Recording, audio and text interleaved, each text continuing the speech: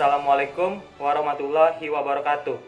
Kami dari kelompok 3 akan mempresentasikan materi tentang ASEAN. Sebelum masuk ke dalam inti materi, izinkan kami untuk memperkenalkan diri.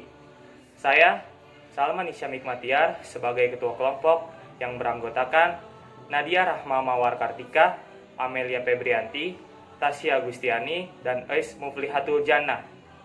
Langsung saja kepada materi yang akan dijelaskan pertama oleh Tasya. Silahkan kepada Tasya. Di sini saya akan menjelaskan pengertian ASEAN dan makna dari logo ASEAN. Pengertian ASEAN merupakan sebuah organisasi geopolitik dan ekonomi dari negara-negara di kawasan Asia Tenggara yang bertujuan untuk meningkatkan pertumbuhan ekonomi, kemajuan sosial, dan pengembangan kebudayaan negara-negara anggotanya, memajukan perdamaian dan kestabilan di tingkat regional, serta meningkatkan kesempatan untuk membahas perbedaan di antara anggotanya dengan damai. Makna dari logo ASEAN ada 6. Yang pertama, di sini ada ikatan 10 untai padi yang menggambarkan cita-cita pendiri ASEAN untuk bekerja sama antar negara anggota dalam solidaritas. Yang kedua, di sini ada lingkaran menggambarkan persatuan ASEAN. Yang ketiga, warna biru pada lingkaran luar menggambarkan kedamaian dan kestabilan. Yang keempat, warna merah pada dasar logo menggambarkan keberanian dan kedinamisan. Yang kelima, warna putih pada lingkaran dalam menggambarkan kesucian. Dan yang terakhir, warna kuning dari untaian padi yang menggambarkan kemakmuran. Hai, saya Nadia. Di sini saya akan membahas karakteristik ASEAN. Negara-negara yang anggotanya berada di kawasan Asia, apa sajakah itu? Mari kita bahas. Yang pertama, ada Brunei Darussalam. Kedua, ada Kamboja. Ketiga, ada Indonesia. Keempat, ada Laos. Kelima, ada Malaysia. Keenam, ada Myanmar. Ketujuh, ada Filipina. Kedelapan, ada Thailand. Kesembilan, Singapura. Dan ke-10 ada Vietnam.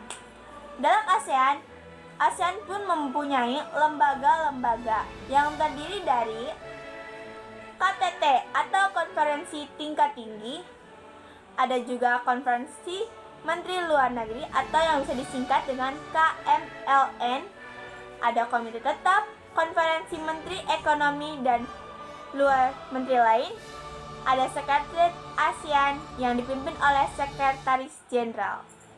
Saya Amelia Febrianti, saya di sini akan menjelaskan latar belakang berdirinya ASEAN.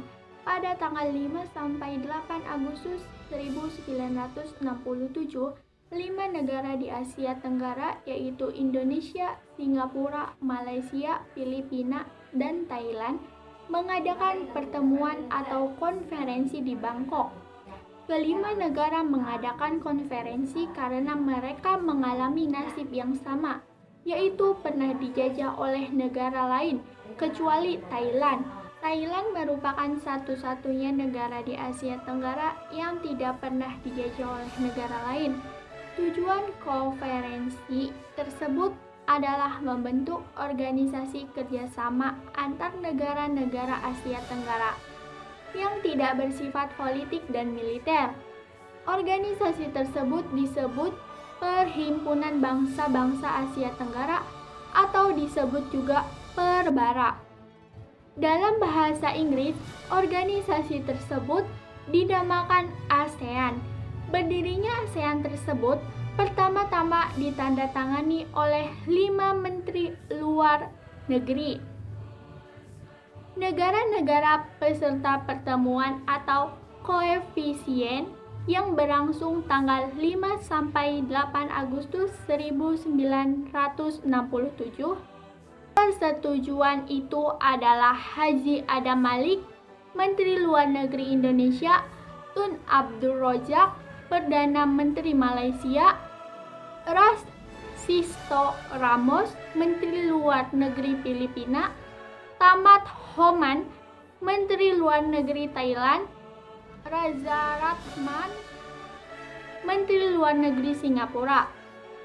Peran Indonesia dalam ASEAN di bidang politik dan keamanan terdiri dari 4. Nah, yang pertama ada Indonesia sebagai pelopor berdirinya ASEAN.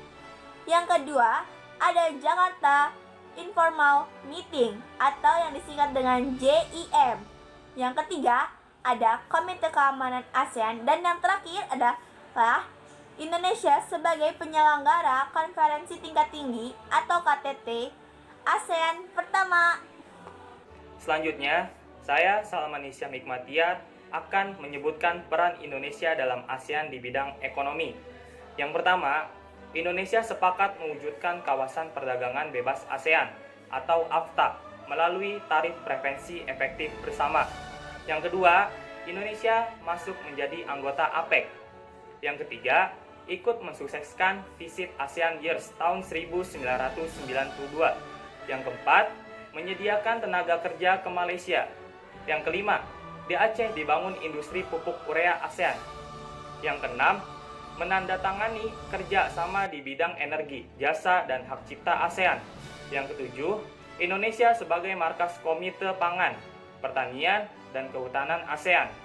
Saya Elis akan menjelaskan bagian peran Indonesia dalam ASEAN di bidang sosial budaya. Terdapat 9 peran. Yang pertama, titian muhibah antara Indonesia dan Malaysia untuk mempererat hubungan kedua negara.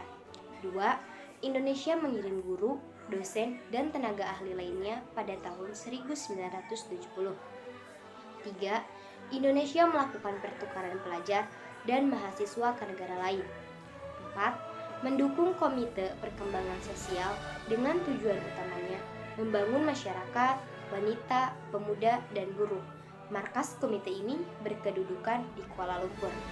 5. Mendukung pembentukan ASEAN Culture Fund sebagai wadah penghimpunan dana. Hal itu untuk membiayai perkembangan kebudayaan dan pendidikan. Sekian presentasi dari kelompok 3 tentang ASEAN. Kurang lebihnya mohon maaf. Wabillahi taufiq walhidayah. Wassalamualaikum warahmatullahi wabarakatuh.